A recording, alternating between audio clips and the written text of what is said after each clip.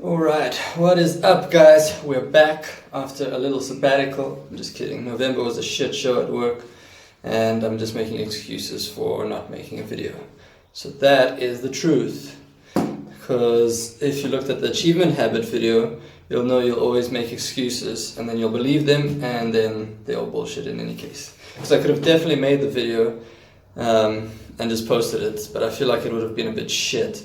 And I don't feel like making shit videos, although maybe I should, and then just for the consistency's sake. Anyway, that's beside the point. I finally read this fucking book. It took me like 3 weeks. One, because I was busy, and two, because it's like 500 pages. How many? Yeah, 500 and something odd pages. And there's a bunch of exercises, half of which I didn't do. I don't know if I'm gonna do them. But anyway, the book. It's Awaken the Giant Within from Tony Robbins. Yeah, lots of exercises in this book. Some of them I felt like weren't amazing, but maybe I should just do them. But I'll revisit this book. It's like there's a lot of content in it, and it's not easy to just like understand it off the bat, right? So I have to like let it sit with me. Anyway, so the book is in 4 parts. I feel like this room is very echoey, because this door is not open.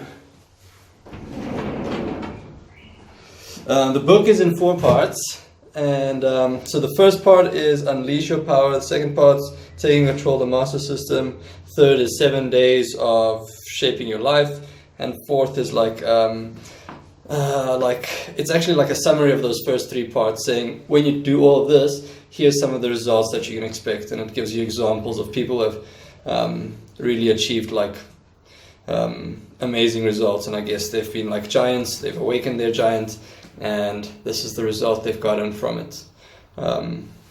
So that 4th part is quite cool.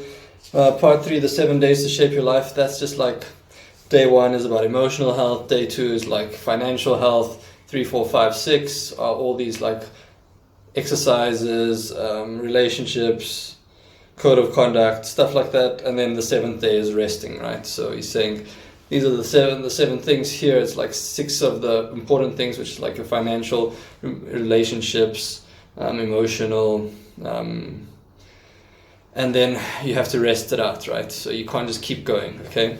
Because rest is a hugely important component of success, and actually you'll become more successful by resting than if you just worked your ass off.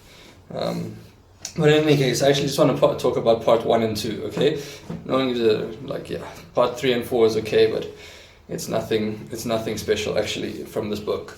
Part 1, okay, it's part 1 and 2 play off of each other, okay? So part 1 is like all the premises, and part 2 would be almost like the conclusion for those premises. So it's like the supporting evidence, and then part 2 is the conclusion of that, and how those two work together. Okay, so part 1 is Unleashing Your Power. It's basically about how you can create change, what needs to happen for change to happen. That's his big like pain versus pleasure principle. So he's like, the only reason people are who they are is because of pain and pleasure, right? They avoid pain, they move towards pleasure. And in part 1, so he introduces this NAC, which is like the neuro-associated conditioning. It's like a framework that he uses for how he analyzes who we are and what we do and why we do it, okay? So it's broken up into like 5 parts. The first part is what you want and why you want it. So he's looking at what do you really want and why do you think you want what you want, okay? So it's a lesson of like self-awareness and honesty. Part 2 of it is, or the second step is associating massive pain with where you are and massive pleasure with where you could be.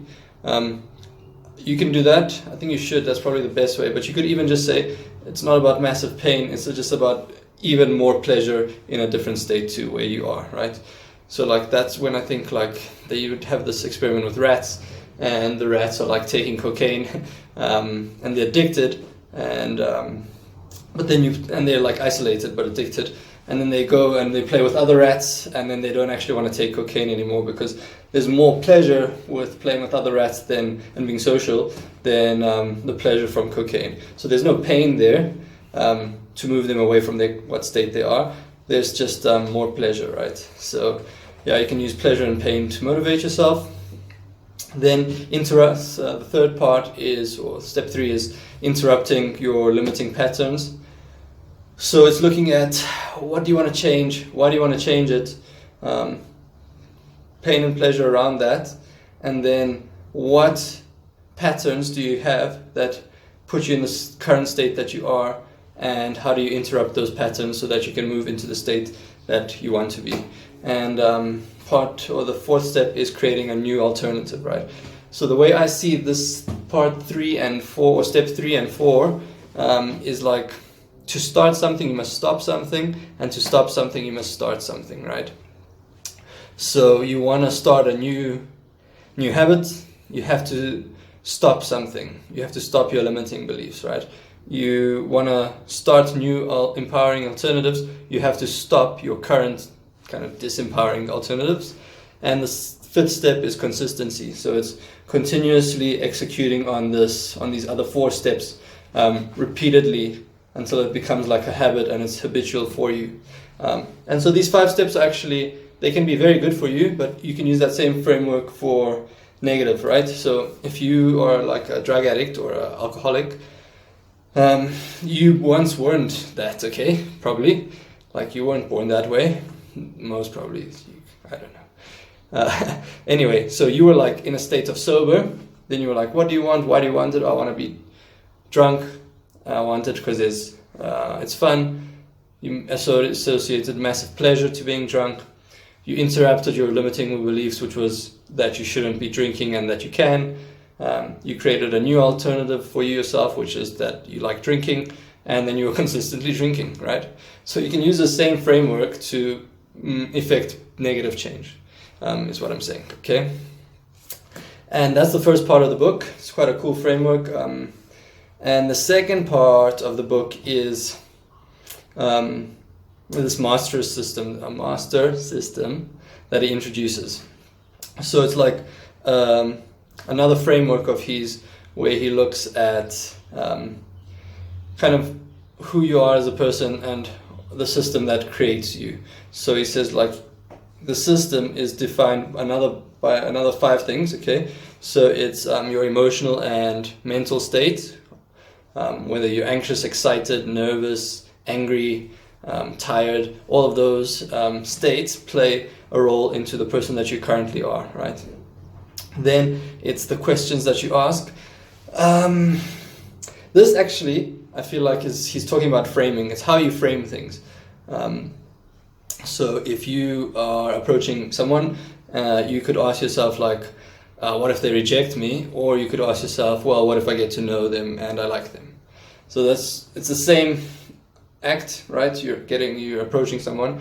How you go about it is either in a state of like avoiding pain from rejection or moving towards pleasure of getting to know someone. Then there's values and the hierarchy of your values. So that's step 3. That's looking not only at your current values and like what you want to exhibit. Like, I want to be an honest person. I want to be a hardworking, loving, friendly guy. I don't know, whatever your values are. It's also and that hierarchy of ordering them, right? So do you value friends more than your career? So you would not work longer. You'd rather see your friends, or just getting that priority right. And it's also looking at not only those values that you want to work towards, but it's also, and this is what's cool about the book, is he's looking at what values you want to be working away from, right? So when everyone talks about values, they're just like, oh, these are the values I want to be moving towards. Tony Robbins mentions the values you should be moving away from as well. So that's something to think about. The fourth step is global beliefs. Okay, global beliefs. This is your rules. This is like your if-then statement, right? If I get told I'm doing well at my job, then I feel good about the quality of my work, right? So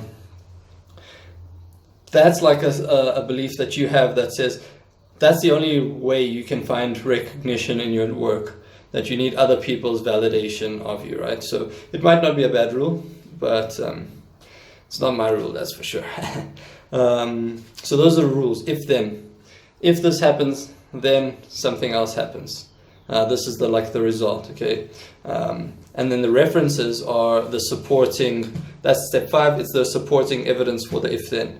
So it's kind of building off of the if then statements to say, okay, if this is my rule, if I get told I'm doing well at work, then I feel like I'm doing well at work and I feel like I'm a valuable employee.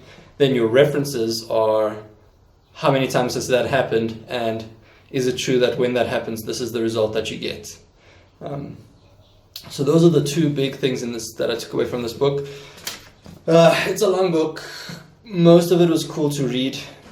Some of it sucked. Some of the exercises were cool-ish. I actually did a video on one of the exercises, which is like when you're in pain, what are some of the things that you can do to move into a state of pleasure. So check that out. I'll link it out. Yeah, good book, good read. Took me long, sorry about that. I did listen to an audiobook, and I'm currently busy with Daniel Pink's To Sell is Human. I've already read it, but it's a good book. You should always reread some stuff.